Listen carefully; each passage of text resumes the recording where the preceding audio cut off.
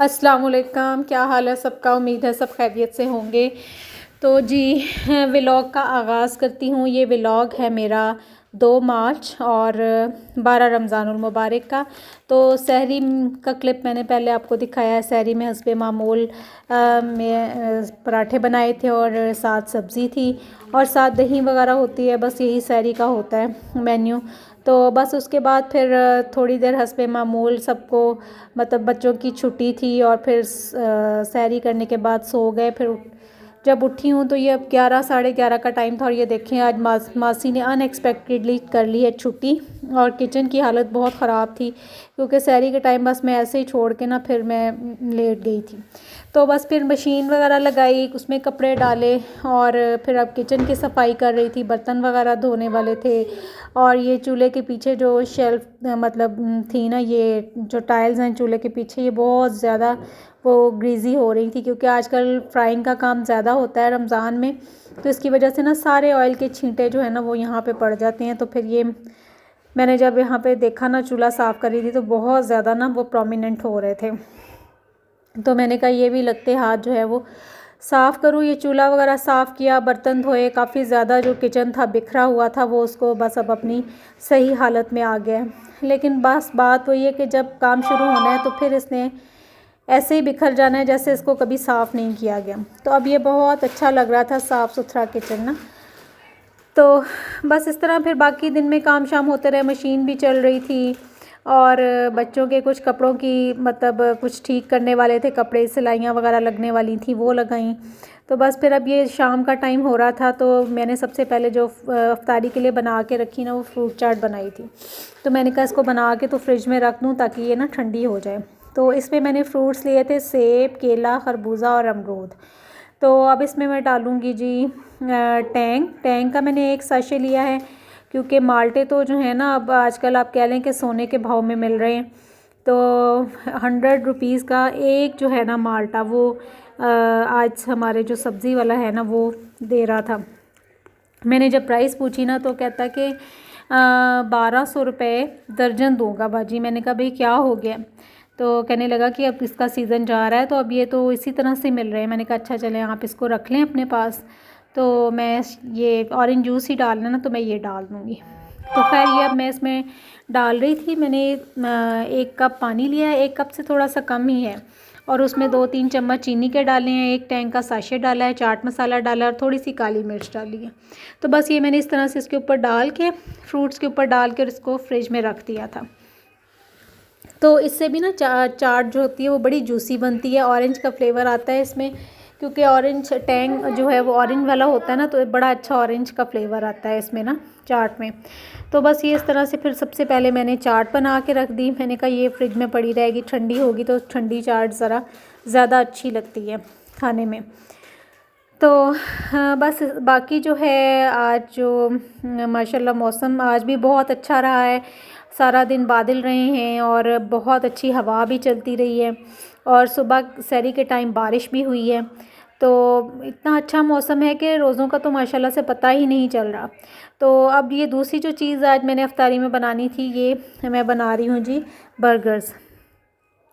तो ये मेन्यू की जो है बर्गर पैटीज़ में लेके आई थी। ये एक चिकन वाली हैं और एक है बीफ वाली।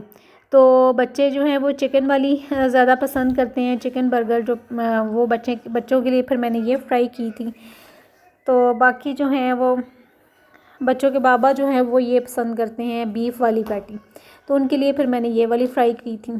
तो बस इनको शैलो फ्राई करना है। ये जो बीफ वाली पैटीज़ है ना इनको बस इस तरह पैन में थोड़ा सा ऑयल डाल के तो इनको कर लेना है शैलो फ्राई मीडियम से फ्लेम पे। तो ज़्यादा इनको ना ओवर कुक नहीं करना। वैसे ये देखने में जब मैंने निकाली थी ना तो बारीक सी बिल्कुल थिन सी लग रही थी, पतली पतली सी ना, कि बस ये तो मतलब जैसे ये एक बर्गर में 2 लगेंगी। तो मैंने इसी हिसाब से फ्राई की थी। मैंने कहा ये तो बहुत पतली सी हैं, लेकिन जब ये फ्राई हुई ना तो ये इनका साइज़ श्रिंक हो गया था और ये जो इनकी मतलब पतली लग रही है ना देखने में, ये काफ़ी ज़्यादा फिर ना मोटी सी पैटी बन गई थी। तो तो बस अब ये मैं बनाने लगी हूँ जी इनकी सॉस जो बर्गर्स के बीच में लगानी है। इसके लिए मैंने ली है, इस दफ़ा मैं ये लेके आई हूँ मायो हेलमंड्स की है। ये चीज़ मायो है, नया फ्लेवर आया है, तो ये मैंने कहा इस दफ़ा ट्राई करते हैं, तो ये मैं लेके आई थी। और इसका टेस्ट जो था ना, तो ये मैं आपको बता रही थी, इसका ना बहुत अच्छा है इस मायो का टेस्ट ना। इसमें मतलब चीज़ फ्लेवर है ये। और तो ये मैंने ले लिए है जी अपनी हस्बे ज़रूरत, जितनी ज़रूरत है मुझे। मैंने बनाने हैं 6 बर्गर्स, तो उसके लिए फिर मैंने ये तकरीबन आप कह लें कि 4 से 5 जो है ना ये स्पून जो हैं जो टेबल स्पून होते हैं ना वो मैंने लिए हैं। और इसमें अब मैंने ऐड की है केचप, और इसमें और जाएगी केचप के साथ इसमें जाएगी जी थोड़ा सा हॉट सॉस, थोड़ी सी सोया सॉस, और इसको अच्छी तरह से फिर मिक्स कर लेना इन चीज़ों को। ये देखें अब इसमें केचप डाल के इसकी मिक्सिंग हो रही है। ये अब इसमें डलेगी चिली सॉस, जो हॉट सॉस होती है ना शंग्रीला वालों की, वो ये इसमें मैं डाल रही हूँ।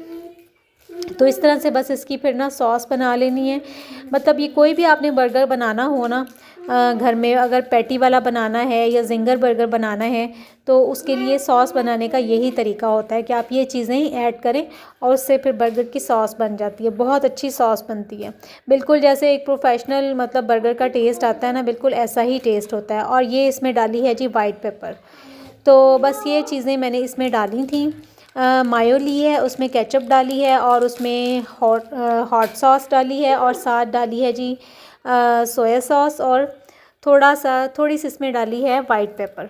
तो बस इन चीज़ों को अच्छी तरह से ना मिक्स कर लेना है। बस इनकी मिक्सिंग बहुत अच्छी तरह से होनी चाहिए कि सारी सॉस में चीज़ें जो है ना वो सबका यकसा जो है वो फ्लेवर हो जाए। तो ये देखें अब ये पैटी भी यहाँ पे फ्राई हो रहे थे। अब देखें जब ये मैंने डाले थे तो ये बिल्कुल एक थिन सा स्लाइस लग रहा था, तो लेकिन फ्राई होने के बाद बहुत अच्छी ये ना इनकी थिकनेस हो गई थी पैटी की ना। तो ये साथ ही चिकन की पैटीज़ भी फ्राई हो रही थी। तो इन चीज़ों से भी ना आपको खाना बनाने में बड़ी सहूलत मिल जाती है। किसी दिन आपको कुछ भी समझ में नहीं आ रहा तो आप इस तरह से बर्गर वगैरह बना सकते हैं।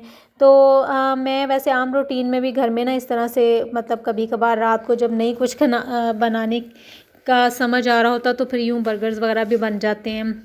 तो बस पैटी वगैरह घर ला के आपने रखी हो ना तो बड़ी आसानी होती है।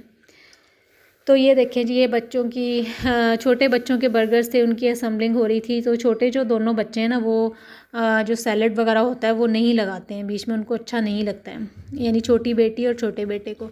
तो ये उनके बस ये सिंपल से बस मायो लगा के ना सॉस लगा के तो उसके ऊपर पैटी रख के तो ये उनके बर्गर्स पहले बन रहे थे। और ये बनने लगा है जी बीफ वाला बर्गर। बीफ वाले बर्गर में ये एक पैटी रखी है और ये इस तरह से प्याज के स्लाइसिस रख देने हैं ऊपर आपने, और साथ में ऊपर रख देने हैं जी टोमेटो के स्लाइसिस, और बस ये आपका बर्गर जो है ना वो रेडी हो जाएगा। तो इनका भी बहुत अच्छा टेस्ट था बीफ पैटी का, बिल्कुल मतलब आप जैसे कह लें ना कि अच्छा मतलब जैसे एक प्रोफेशनल बर्गर का टेस्ट होता है, पैटी का बिल्कुल टेस्ट वैसा ही था। तो मैं रिकमेंड करूँगी कि आप ज़रूर ट्राई कीजिएगा, ये बहुत अच्छी हैं इनकी मेन्यू वालों की ना ये पैटीज़। तो बस ये इस तरह से अब ये सारे बर्गर्स की ना असम्बलिंग हो रही थी, तो सॉस वगैरह लगा के तो बस उसमें पैटीज़ वगैरह रखी जा रही थी। तो जी अल्हम्दुलिल्लाह अल्लाह ताला का शुक्र है कि रोज़े बहुत अच्छे जा रहे हैं, और अल्लाह ताला की नेमतों का बेहिसाब शुक्र है जो उसने हमें अता की हुई हैं। और अल्लाह ताला सबको अपनी जनाब से बहुत ज़्यादा नेमतें बरकतें अता फ़रमाएँ। इस माह मुबारक में मेरी दुआ है सबके लिए कि अल्लाह ताला सब के ऊपर अपनी वुसअतों के दरवाज़े खोले, सबको अपने हिफ्ज़ व अमान में रखे। और बस ये था मेरा आज का व्लॉग, और बस इसके साथ ही अपने व्लॉग को एंड करूँगी। एंड में आपको दिखाऊँगी अफ्तारी का जो टेबल फ़ाइनल लुक उसकी दिखाऊँगी। तो आप लोग भी अपनी दुआओं में मुझे याद रखा कीजिए, और अभी तक अगर आपने मेरे चैनल को सब्सक्राइब नहीं किया है तो सब्सक्राइब कर लीजिए, शेयर कीजिए और लाइक कीजिए, और मेरे व्लॉग्स देखना मत भूलें। तो ये देखें जी बर्गर सारे रेडी हो गए हैं, और अब बिल्कुल अफ्तारी का टाइम जो है ना वो बस नज़दीक आ गया था। तो ये टेबल सेट कर ली थी, और साथ मैंने बनाए थे फ्राइज़ भी आज, और बर्गर और फ्राइज़ और फ्रूट चाट, और ये आज थी हमारी आज की अफ्तारी। तो बहुत मज़ा आया अल्हम्दुलिल्लाह, अल्लाह ताला का बहुत शुक्र है। और इसके बाद हम फिर गए हैं जी मार्केट, कैंट मार्केट गए थे। तो वहाँ से क्या लेना था, वहाँ से भी एक चीज़ लेनी थी। असल में वहाँ से लेनी थी एक हेयर एक्सटेंशन। तो मेरी छोटी बेटी को ना बहुत ज़्यादा आजकल शौक़ हो रहा था कि मुझे हेयर एक्सटेंशन लेके दें।